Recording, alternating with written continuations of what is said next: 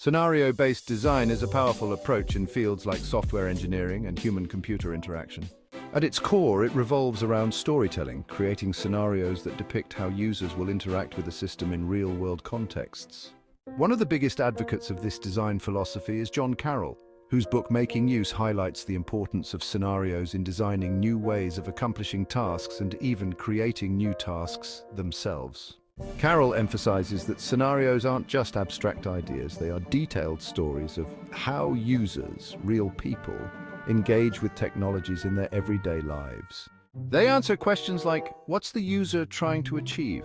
And how does the system help them get there? This method isn't just about imagining a possible future, it's about designing that future. For example, in software design, teams use scenarios to identify challenges users face and visualize new solutions that are intuitive and helpful.